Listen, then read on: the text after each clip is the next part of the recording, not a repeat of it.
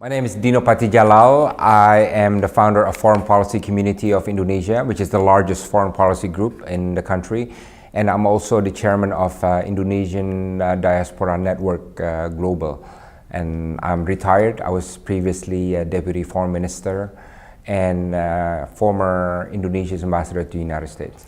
Well, we started thinking about this trip in the mid of 2017. We were concerned about the deteriorating situation in the Korean Peninsula.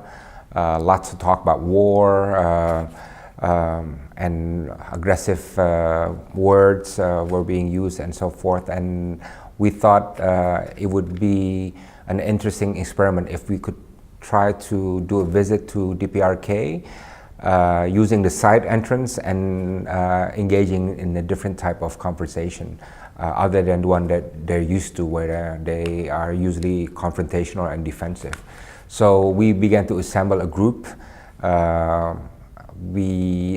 group that formed came from Indonesia, Philippines, Cambodia, New Zealand, Thailand, Vietnam, and Myanmar. And a group of 8 people went to DPRK between the 3rd to 7th of April for about 5 days. Well, we thought there was a communication gap and perception gap between DPRK and the United States, Japan, and South Korea. And also, what we wanted to do was try to find out where could be this communication gap and what would be a way to reduce it. And the other purpose was to get more insights into their thinking. I think knowing policy is one thing, but knowing insights into their line of thinking was more important. And I think we were able to get some good insights out of it. Well, we met with a range of people. We met the vice president, people from the foreign ministry, people from the Korea Asia Institute. We met with the Minister of Education. We met with trade officials.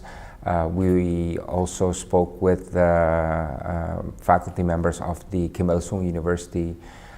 So quite varied, some people from the military as well. The key takeaway is the North Koreans had full ownership of the Inter-Korean Summit. And they keep claiming that this is an initiative of Kim Jong-un ever since the January speech, New Year's speech that he made. And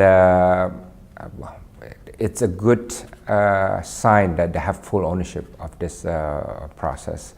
And the other thing is that they were hurting from the sanctions for sure, but they kept adamant that look, we want to enter into negotiations from a position of strength, and they were adamant that we want to enter into negotiations with the United States without preconditions, which they say is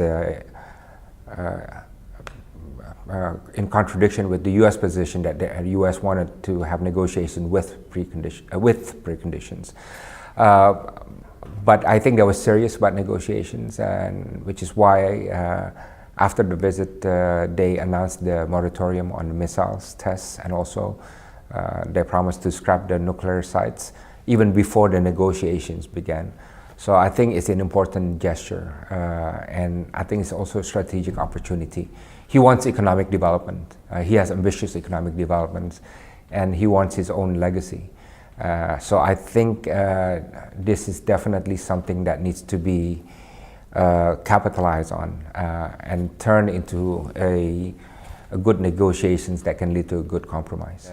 Given the fact that nuclear weapons is at the heart of DPRK's sense of national glory, you know, it's going to be a tough sell for them to actually proceed with denuclearization in the short term. Denuclearization may end up like the question of reunification, a political aspiration for the long term, but lacking in immediate operational detail. But it's a good thing that finally they have openly and publicly and officially talked about denuclearization in their international discourse. So I think that's a good thing. And it shows there is a policy shift in DPRK's position.